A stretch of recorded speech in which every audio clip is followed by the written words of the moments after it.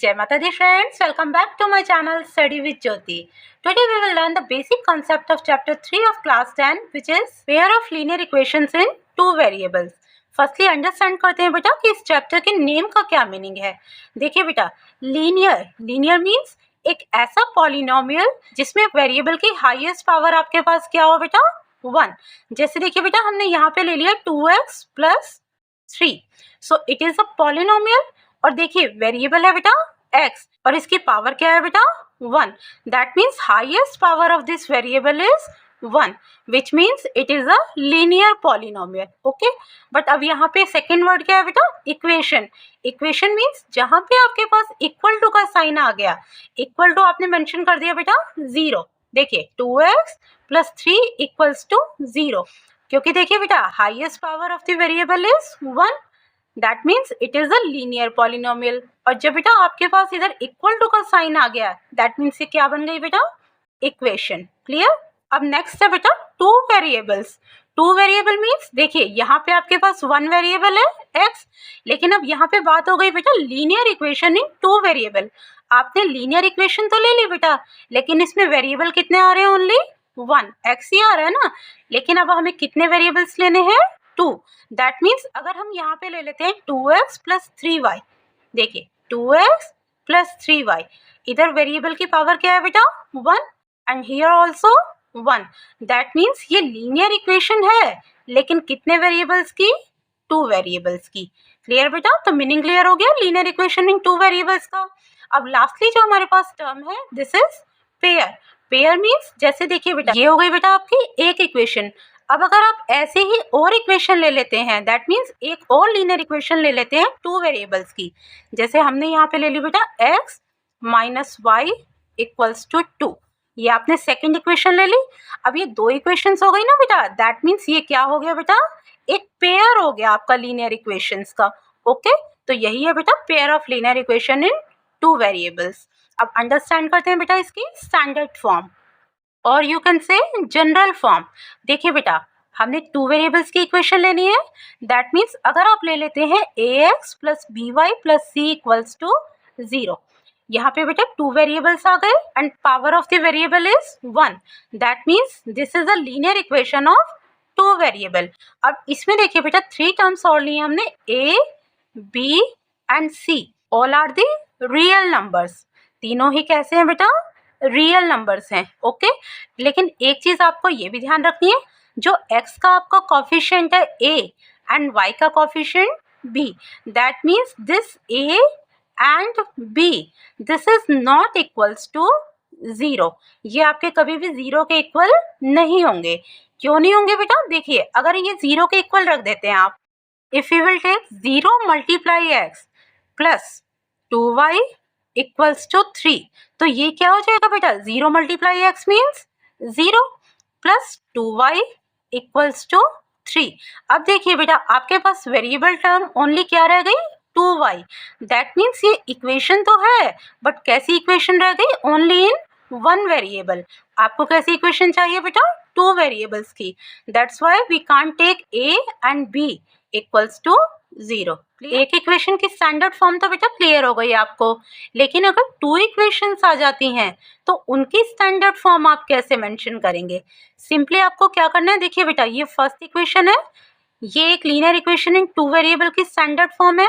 आप सिंपली क्या करिए बेटा, जो आपके रियल नंबर्स हैं, that means a b and c, आप फर्स्ट इक्वेशन में इनके साथ नीचे लगा दीजिए 1, it will B b1, it will B c1। That means आपकी फर्स्ट इक्वेशन की स्टैंडर्ड फॉर्म हो जाएगी a1x plus b1y plus c1 equals to 0।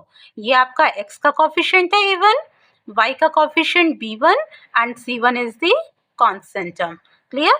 Similarly आप सेकेंड इक्वेशन के लिए लिखेंगे, देखिए बेटा ये सेकेंड इक्वेशन है, तो आप इसे मेंशन कर दीजिए a2, so it will be a2x plus b2y plus c2 equals to 0। Clear.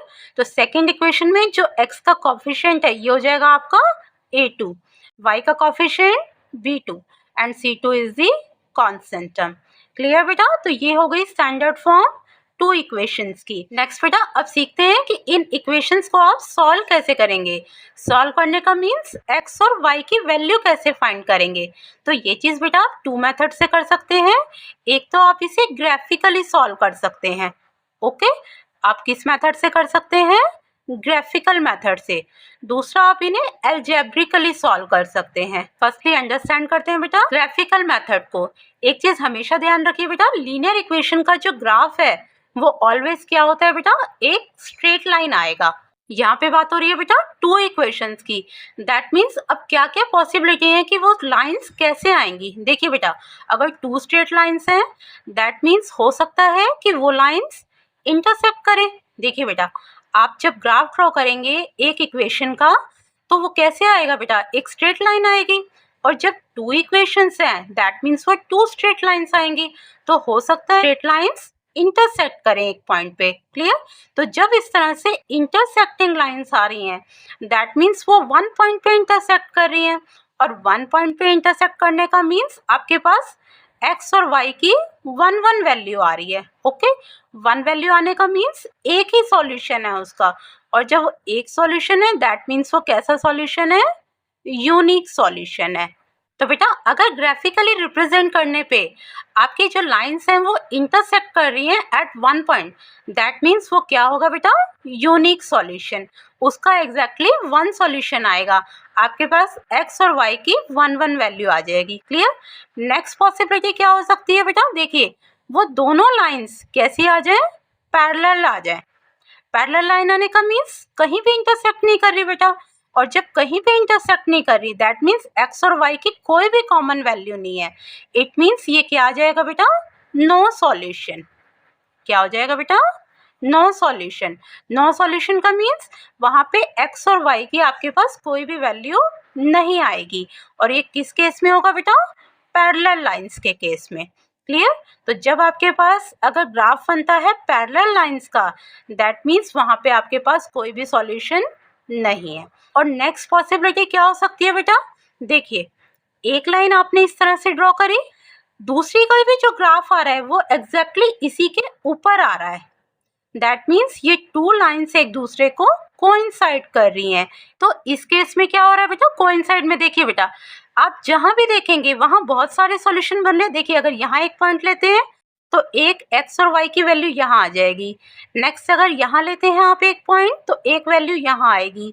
इसी तरह से कितने भी आप पॉइंट्स ले लीजिए बेटा, ये सारे ही इन टू लाइंस के सॉल्यूशन होंगे। क्लियर?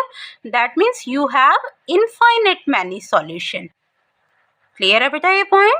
अगर लाइंस कोइंसाइड कर रही हैं, कोइंसाइड करने का मीन्स एक दूसरे के ऊपर आ रही हैं, दैट मीन्स वहाँ पे बहुत सारे सॉल्यूशन होंगे। ये सॉल्यूशन तो बेटा ग्राफिकली रिप्रेजेंट करने के बाद पता चले आपको, लेकिन बिना ग्राफिकली रिप्रेजेंट किए जस्ट एक पेयर ऑफ लीनियर इक्वेशन को देखकर ही आप बता सकते हैं कि इसके कितने सॉल्यूशन होंगे। चलिए जानते हैं वो मेथड। देखिए बेटा, अगर आपके पास वैल्यू आती है a1 upon a2 is not equal to b1 upon b2। a1 means coefficient of x। अब यहाँ पे देखिए बेटा x का कॉफिशिएंट क्या है, 2। ये फर्स्ट इक्वेशन है आपकी, दैट मीन्स ये आपकी a1 की वैल्यू है। तो a1 है बेटा 2।